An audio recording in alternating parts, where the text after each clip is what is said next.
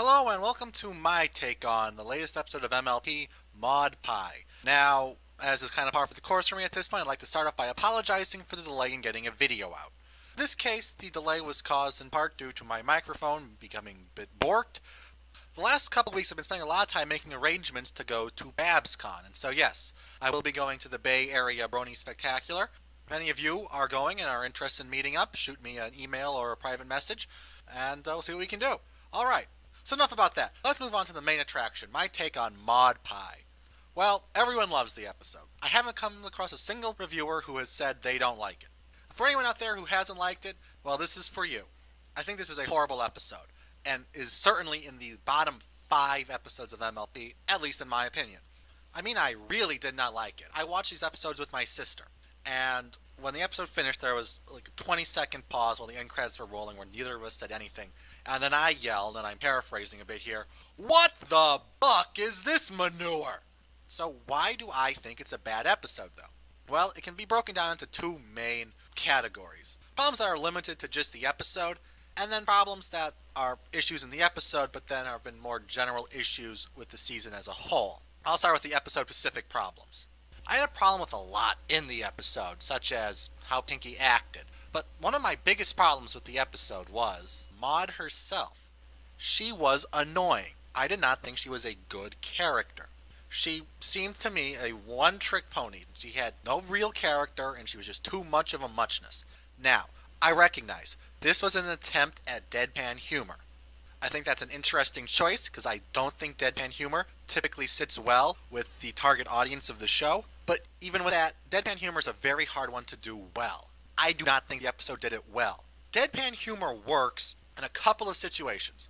When you have someone talking in that boring monotone about extraordinary activities, such as foiling a bank robbery, that can be funny because of that contrast. It can also be funny when characters play off of it. But in this episode, they did neither of these. The characters played into it, not off of it. By playing into it, they pointed out how boring and awkward Maud was. Playing off it would make it funny.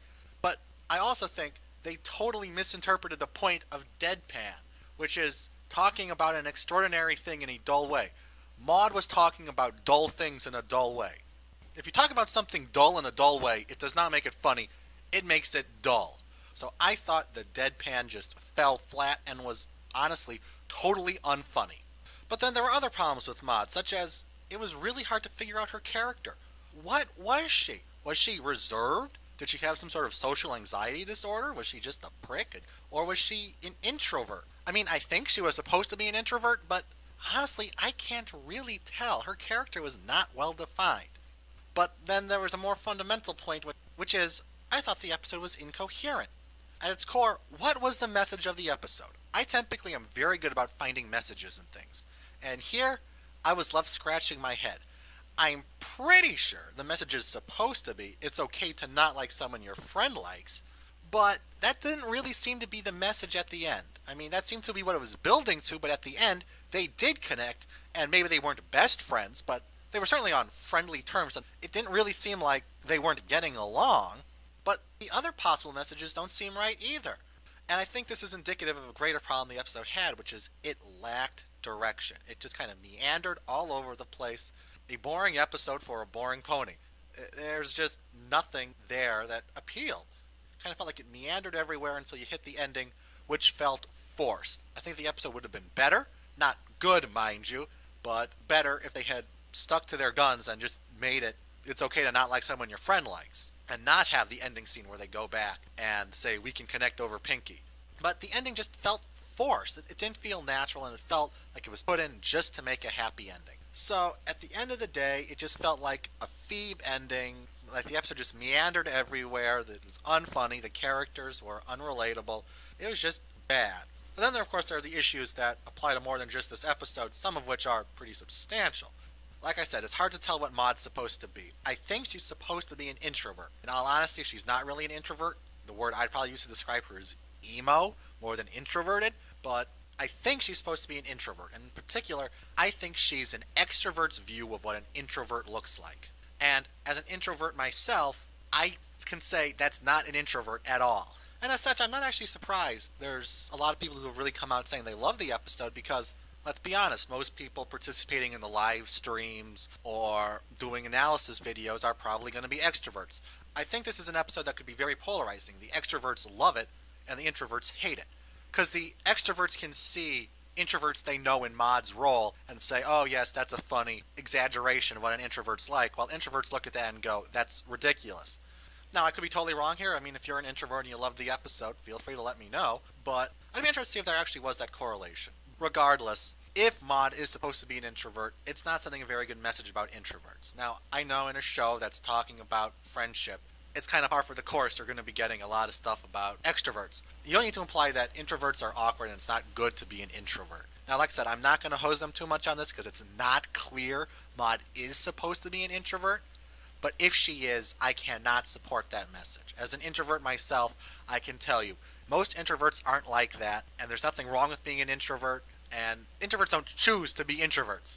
So, having a show say, this is not good to be an introvert is kind of bad. I mean, I know society's dominated by extroverts, but it'd be nice to get a little bit more respect for introverts. Certainly not having them be attacked. But my main problem with the episode, at least in terms of relating to the season as a whole, is something I mentioned in my review of Simple Ways.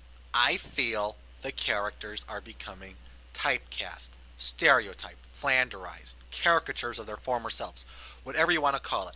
They're all being boiled down, distilled to the one thing that defines them. Now, it's true there have been episodes such as Philly Vanilli which have broken that, but there has been an overwhelming trend exemplified in this episode of the characters being boiled down to one trait. I mean, this was obviously worse in the scene where Pinky has this obstacle course, but throughout the episode, it's being shown that Twilight's all about books, Rarity's all about fashion, Fluttershy loves her some small woodland creatures, and AJ, she likes apples, and honestly, apparently. And of course, then Pinky is... she's not shown as the party pony in this episode, but she is shown as kind of the ditzy, oblivious pony that she really wasn't in the first seasons. However, this episode was interesting in that prior to this episode, I couldn't peg Rainbow Dash. I couldn't say what her one core personality trait was. This episode practically spelled it out. It practically said Rainbow Dash was all about the competition. I mean, as soon as I heard that, I went, oh yeah, that totally makes sense. Before this episode, I didn't figure that out. But this episode it clicked, and it makes sense. And that's how bad the episode was in typecasting them. I finally figured Rainbow out. And I think this is a very bad sign for the show. I believe one of the strengths of the show has always been the depth the characters have had. It makes it more relatable, more interesting, more believable, and it means each individual episode can be wildly different because it can look at a different facet of a pony's personality. But by distilling it to their one trait, you lose that. This season has really depressed me in that it feels like it's moving backwards. The characters are becoming less well-defined. They're becoming more one-dimensional. And I really don't like that. And I certainly do not like the fact that this episode is continuing in that trend. But after some thinking about it, I've come up with a theory, or for you scientists out there, a hypothesis as to why the character depth this season has been worse. And that is the writers. If you look, most of the writers from seasons 1 and 2, for whatever reason, are no longer writing for MLP, and most of the writers for this season have been writing only this season or done a handful in season 3. There are only a couple writers left who've been writing for all the seasons. Megan McCarthy, though she only really does premieres and finales at this point, and Polsky, who, if you had asked people the one writer they wanted to stick around, he would probably have not been the first pick. There really aren't very many of the old guard left, and so these new writers, they weren't there for the inception, they didn't see them grow and develop. I seriously doubt they went back and watched all the episodes and talked to Faust and Meg to really get a nuanced picture of them, and they're more or less using the cheat sheets, I would guess. We can hope as time goes on, they will start giving them more depth, but I'm not going to hold my breath. I can hope I'm wrong here. I can hope the following episodes are going to be great, and I'm going to have to eat my words again.